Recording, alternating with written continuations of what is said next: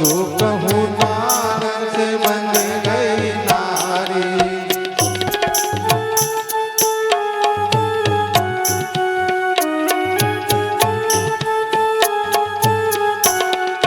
जो कहूँ नावस बन गई नारी, जो कहूँ नावस बन गई नारी।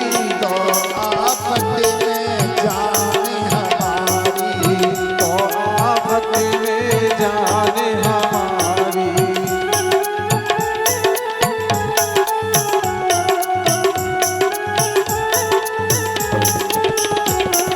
छुअत सिला भई नार सुहाई, छुअत सिला भई नार सुहाई। छुअत सिला भई नार सुहाई। ओ छुअत सिला भई नार सुहाई। मानस काऊ नहीं कठिनाई, बालक ताल नाम बनाई। मानस काठ नहीं कठिनाई।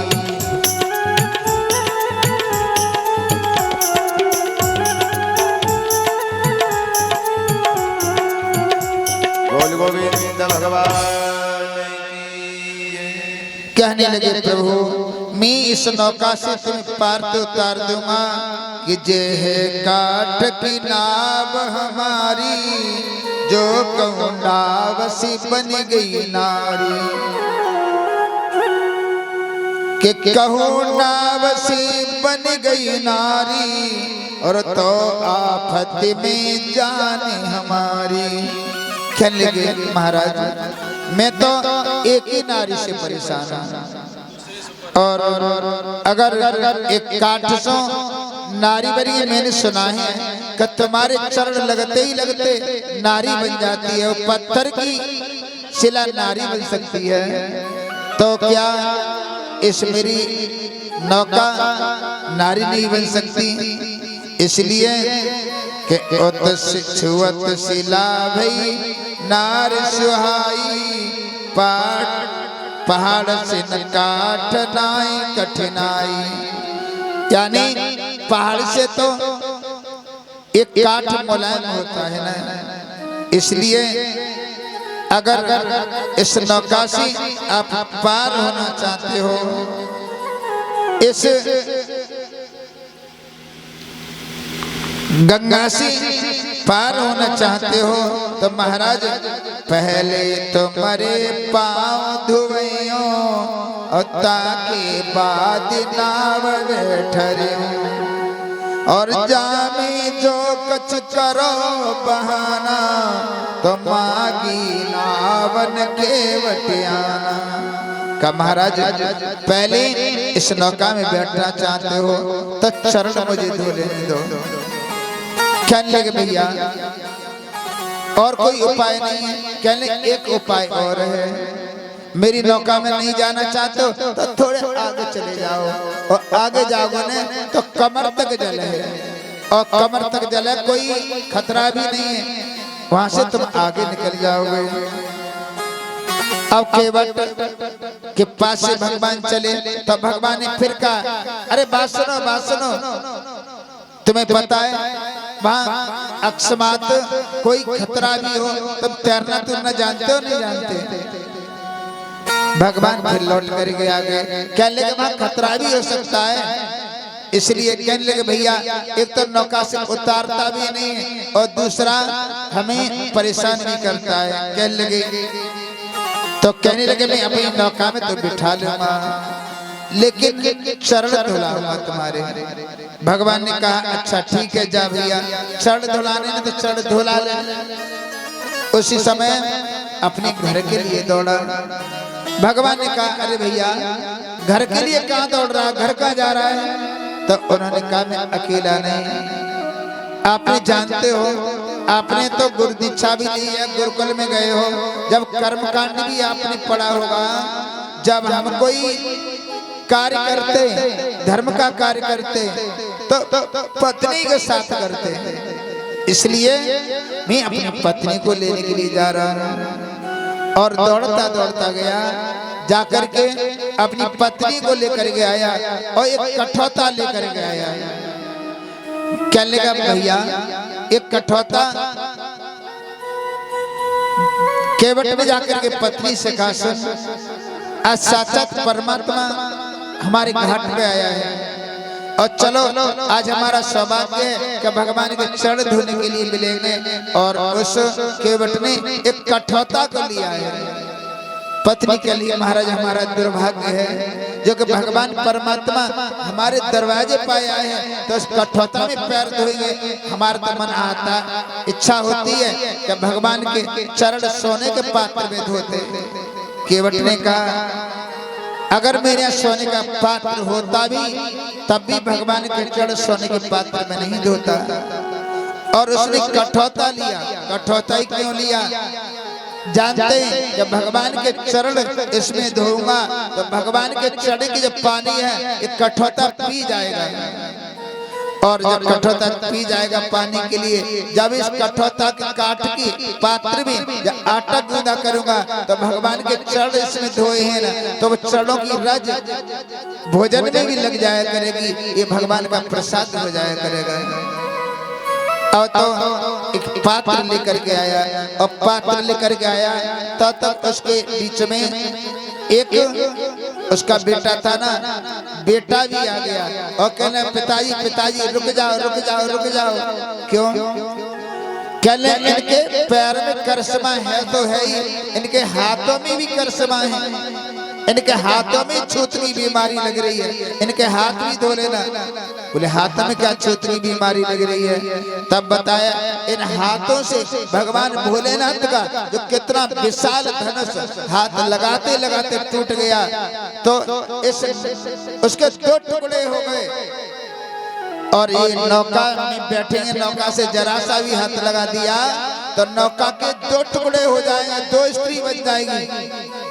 भगवान ने कहा, लो हो गया काम। बाप तो बाप ही रहा, बेटा तो बाप से ही बढ़ करके आ गया। फिर उन्होंने जल गंगा से जल लिया है और जल लेकर के पत्नी को साथ लेकर के केवट बैठ जाता है। आज भगवान के चरण धोने लगा है। जब भगवान के चरण धोने लगा तो एक पात्र चरण धो लेता है और दूसरे पात्र में जब दूसरे चरण को लगता है तो उस पैर धोता है, उसमें भी रज लग जाती है। इस पैर को धोता है, फिर उसमें जमीन में दूसरा धोता है तो उसमें भी रज लग जाती है। भगवान बार बार कहते, भैया केवट तू कब तक हमें परेशान करेगा? अब तो हमें गंगा से पार निकाल। कहने लगा, महाराज बताया ना कि चरणों की रज से स्त्री बन जाती है। इस पैर में धोता हूँ, इसको जमीन पर रख दे, इसमें लग जाता है। इसको पैर को धोता हूँ और दूसरे को धोने की कोशिश करता हूँ, इस पैर में रज लग जाती है। तो भगवान ने कहा, फिर मुझे क्या करना चाहिए?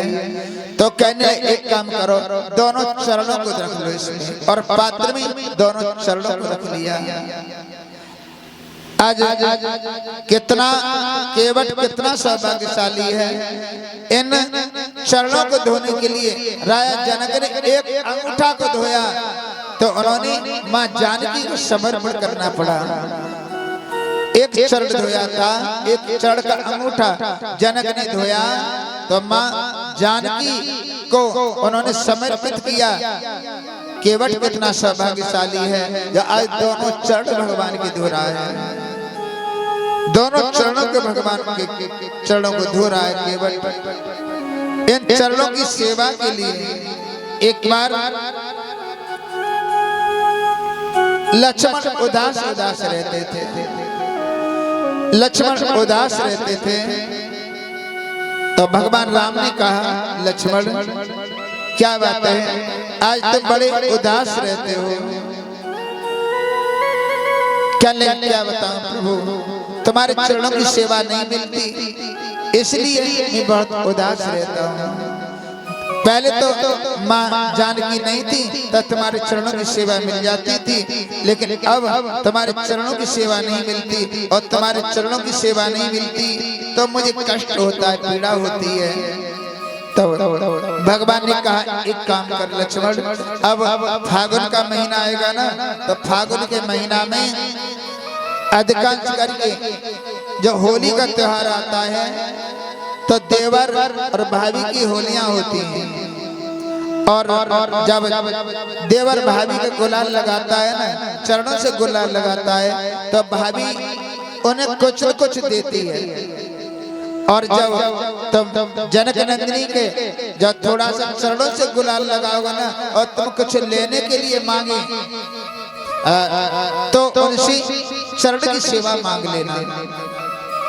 अब तो कहने लगे तो आज होली का त्योहार आज ही हो जाए भैया, कहले आज नहीं, जब समय आने पर।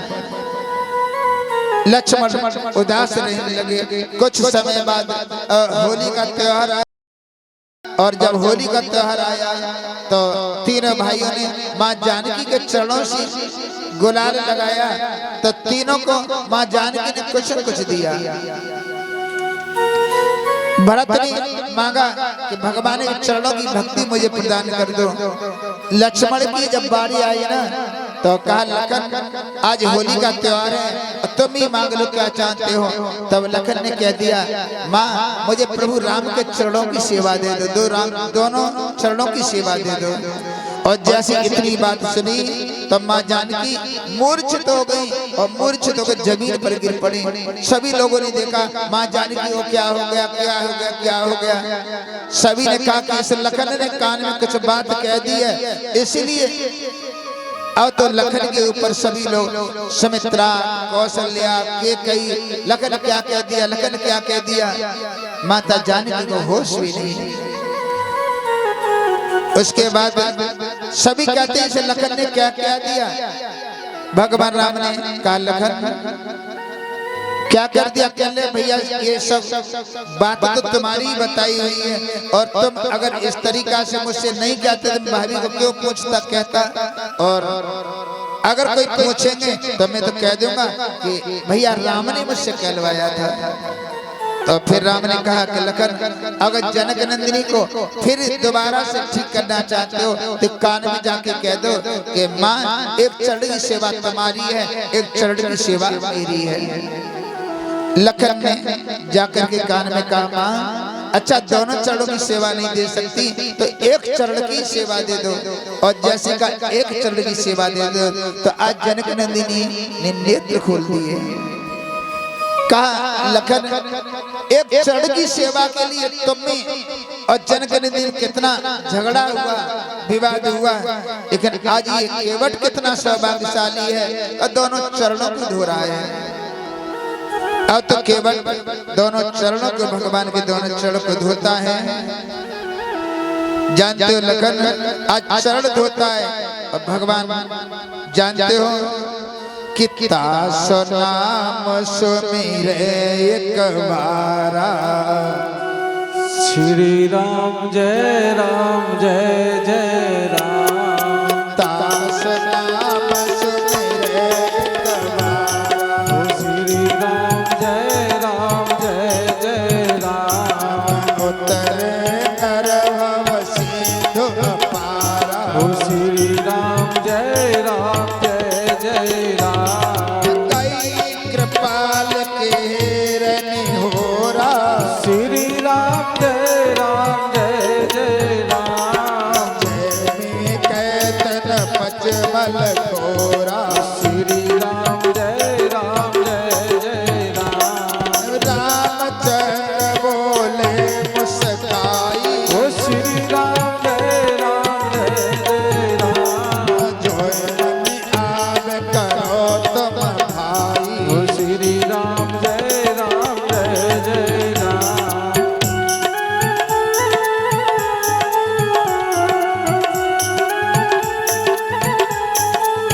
बोली राघवेंद्र सरकार की जय। अब तो भगवान के दोनों चरण केवट ने नौका में रख लिए। एक पैर को धोता है, मल के धोता है, एक पैर पे भगवान खड़े हैं और लक्ष्मण बराबर में खड़े हैं। अब भगवान कहते हैं भैया जल्दी जल्दी में पैरों को धो ले, एक पैर से उठा नहीं जाता, खड़ा नहीं हुआ जाता। तो केवट कहता है प्रभु तुम पर खड़ा नहीं हो जाता ना तो दोनों हाथ मेरे सर पर रख लो। दोनों हाथों को मेरे सर पर रख दो। देवता लोग बड़े हर्षित हो रहे हैं और कहते हैं कि बड़े बड़े योगी जन भी भगवान का हाथ सर पर रख जाए ये सौभाग्य समझते हैं, लेकिन केवट कितना सौभाग्यशाली है कि दोनों हाथ भगवान की चरण, दोनों हाथ भगवान के अपने सर पर रखाए हुए हैं। और आज भगवान को चरण धो रहा था तो भगवान के नेत्रों से एक अश्रुधारा निकल गई। अब वो जैसे ही सर पर गिरी है केवट के, तो केवट ने कहा प्रभु क्या कष्ट हो रहा है तुम्हें, अरे रो क्यों रहे हो? तब भगवान ने कहा इसलिए नहीं रो रहा, कष्ट इसलिए नहीं हो रहा, मैं तो इसलिए रो रहा हूं कि तू कितना सौभाग्यशाली है जो कि आज जो दुनिया भगवान के चरणों की रज पाने के लिए ये देवता लोग भी चाह करते हैं, लेकिन उनको भी चरणों की रज नहीं मिलती। जो कि दुनिया भगवान दुनिया को सहारा देते हैं, लेकिन केवट तू कितना सौभाग्यशाली है कि आज तू मुझे सहारा दे रहा है।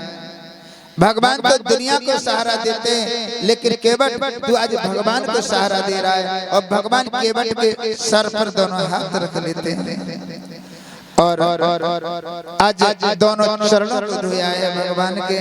दोनों चरणों को धोने के बाद आज सभी ने भगवान का चरणामृत लेने के लिए बारी आई है। तो केवट ने कहा कि तुम भी चरणामृत लेना चाहते हो लखन से, सीता से? तो लखन आगे बोले कि हाँ मुझको भी दे दो। तो केवट ने कहा पहले लाइन में लग करके आओ, जानते मेरे क्रम से यहाँ भगवान का प्रसाद का चरणामृत मिलता है। आज लखन ने और भगवान सीता ने उनके परिवारी जन ने भगवान के चरणों का चरणामृत लिया है। कहने लगे अब तो हमें पार उतार दो। कहने लगे अभी नहीं उतारूंगा, मेरे यहाँ नियम ये है कि जो पहले आता है उसे मैं पार लगाता हूँ, जो तुमसे भी पहले आए मैं उनको पार लगाऊंगा। तो कहने लगे अब हमसे पहले कौन आया है, हमसे भी पहले कौन आया है?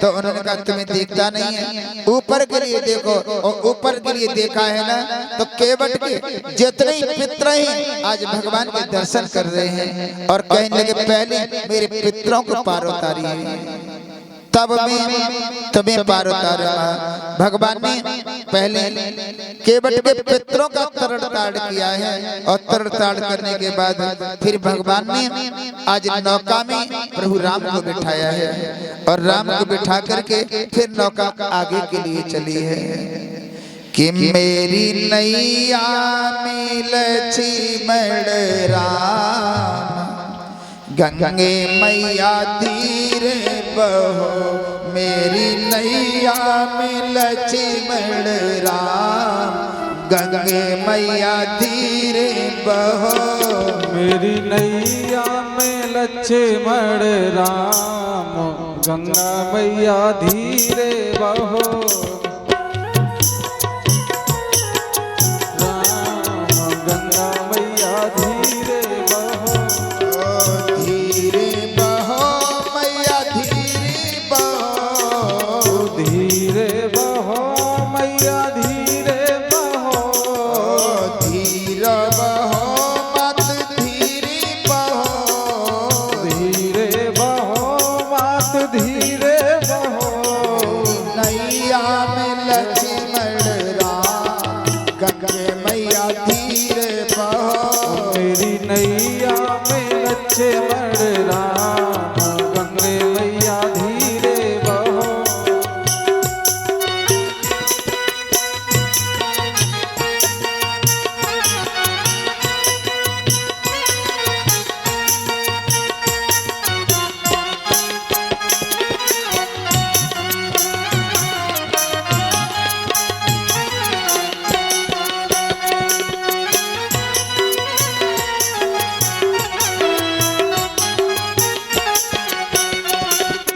आज बड़े सौभाग्य हमारे, आज बड़े सौभाग्य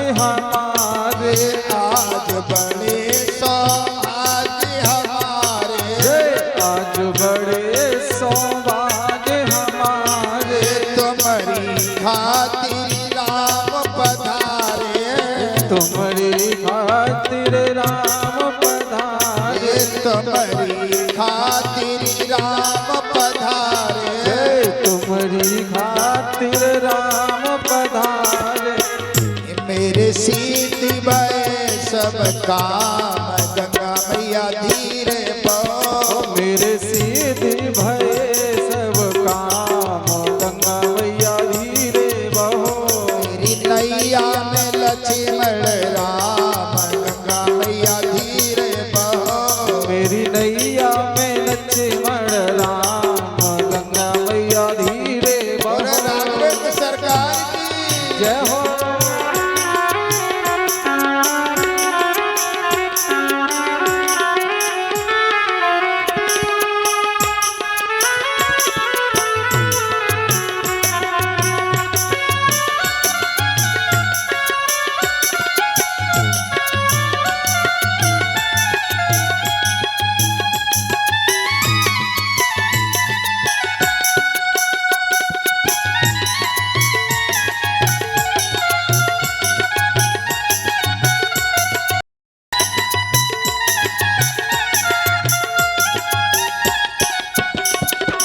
सुन मेरी गंगे महारानी, सुन मेरी गंगे महारानी। सुन मेरी गंगे महारानी, सुन मेरी गंगे महारानी। बड़ा पवित्र तुम्हारो पानी, बड़ो पवित्र तुम्हारो पानी। घर बैठे आई गए राम, गंगा मैया धीरे बहो। घर बैठे आए गए राम, गंगा मैया धीरे बहो। मेरी नैया में लक्ष्मण राम, गंगा मैया धीरे बहो। मेरी नैया में लक्ष्मण राम, गंगे मैया धीरे जय बहो। हो।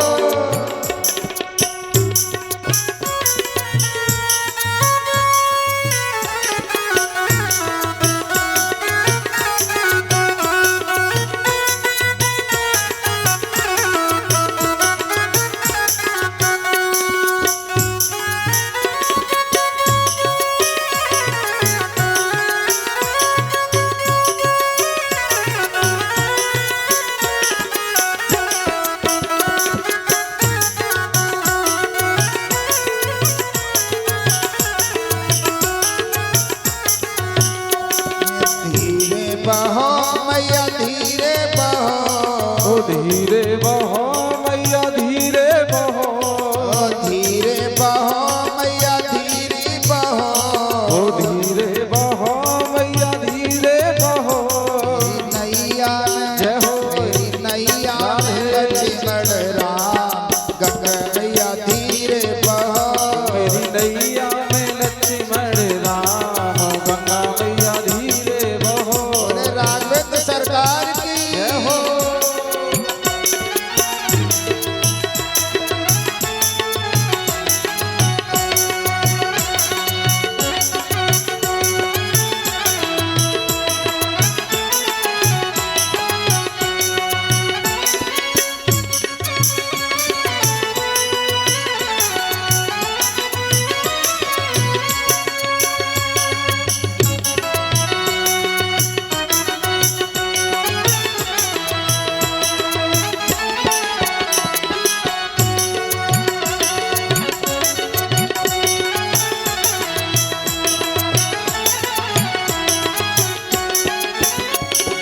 नैया में लक्ष्मण राम, गंगा मैया धीरे बहो। मेरी नैया में लक्ष्मण राम, गंगा मैया धीरे बहो। मेरी नैया में लक्ष्मण राम। गंगा मैया धीरे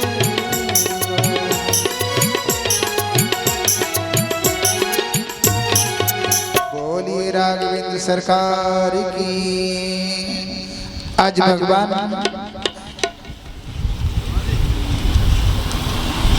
केवट ने भगवान को आज नौका के द्वारा भगवान को उस पार निकाला और जैसे ही नौका को किनारे लगाया आज केवट नौका से उतर करके भगवान को साष्टांग प्रणाम किया, लेट करके प्रणाम किया। लक्ष्मण कहने लगे पहले तो हम तेरे पास में आए थे तो बड़े अकड़ करके बैठा रहा नौका में, और अब साष्टांग प्रणाम कर रहा है, और इसलिए प्रणाम कर रहा है ना कि जाते समय हमें उतराई में कुछ मिल जाए। तो केवट कहता है लखन तुम्हारे पास है भी क्या जो तुम हमें दोगे? अरे वैसे तो धक्का मार करके माता पिता ने घर से बाहर निकाल दिया तुम्हें, और तुम्हारे पास क्या है जो हमें दोगे? मैंने इसलिए प्रणाम नहीं किया कि मुझे कुछ चाहिए, मैंने तो इसलिए प्रणाम किया है कि पहले मैं तुम्हें समर्पण हो जाता तो मैं तुम्हारे चरण नहीं दे पाता, क्योंकि तुम्हारा दास बन जाता। तुम्हें समर्पण व्यक्ति फिर दास बन जाता है, इसलिए मैं पहले तुम्हें समर्पण नहीं होना चाहता था। अब मेरी सारी आस पूरी हो चुकी है, इसलिए मैं समर्पण हो चुका हूँ। उसी समय आज भगवान के मन में ये चाह होने लगी कि केवट में हमें नदी के पार उतारा है, तो हमें उसे उतराई में क्या दे दूं। भगवान सोच ही रहे थे, तब तक पिय सिय की जानन हारी, और मड़े मोदरी मन मुदित उतारी। आज सीता जी ने आज हाथ में जो मोदरी पहनी है वो मोदरी उतार के देने लगे। कहें कृपाल तुम ले उतराई, केवट चरण पर बहराई। कहा भैया ये तूने नौका से बाहर उतारा है, तो आज ये नौका की उतराई में मैं तुम्हें मुद्री भेंट देता हूँ। आज केवट ने उस मुद्री को ले लिया और इधर उधर देखता रहा, और कहले ये मुद्री मेरे कोई काम की नहीं है।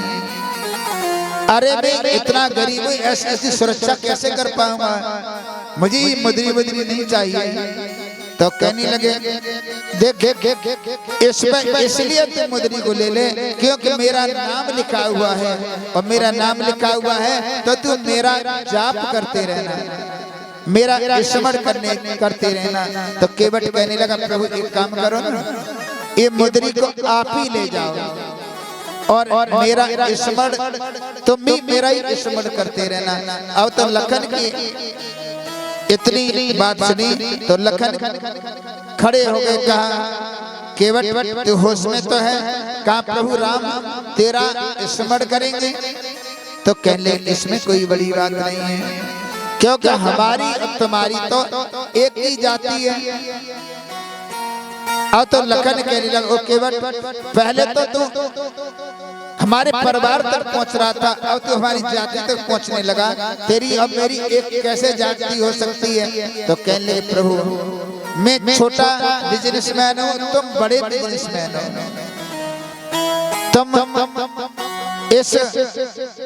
इस नौका से भवसागर नौका से लोगों को पार उतारता हूँ, इस नाव से नदी से नाव द्वारा पार उतारते हो लोगों के लिए, और तुम भवसागर से पार उतारते हो। मेरी तुम्हारी एक ही जाति है, नाई से नाई धोबी से धोबी कुछ उतराई नहीं लेता। प्रभु मैंने तुम्हें नौका से पार उतारा है, और अब कि मैं तुम्हारे धाम आऊं तो तुम मुझे भव से पार कर देना, और मुझे कुछ नहीं चाहिए। कहने लगे केवट कहने प्रभु और देना चाहते हो तो एक वचन और दे दो, अब की बार जब आओ, अब की बार तुम आओ यहाँ पे तो मेरी नौका द्वारा ही इस नदी से पार होना, और फिर तुम उतराई में दे दोगे तो मैं प्रसाद समझ के उसे ले लूंगा। लखन ने कहा, राम ने कहा अब लो कर लो बात, 14 साल इसका और इंतजार करना, यहाँ पे ही मिलेगा तब पार उतारेगा। केवट ने मांगा कि अब की जब बार आओ, फिरती बार जब अब की बार आओ तो मेरी नौका द्वारा ही इस नदी से पार उतरना, और जब तुम कुछ भी दे दोगे तब मैं प्रसाद के रूप में से ग्रहण कर लूंगा। और आगे कहा आगे चले जाओ, आगे जाकर के जो भरद्वाज जी का आश्रम है, भरद्वाज जी का आश्रम भगवान को दिखाई दिया है। और आज माँ जानकी, लक्ष्मण और प्रभु राम आज भरद्वाज के आश्रम की तरफ चले हैं। आइए भजन, उसके बाद आगे कथा प्रवेश करेंगे।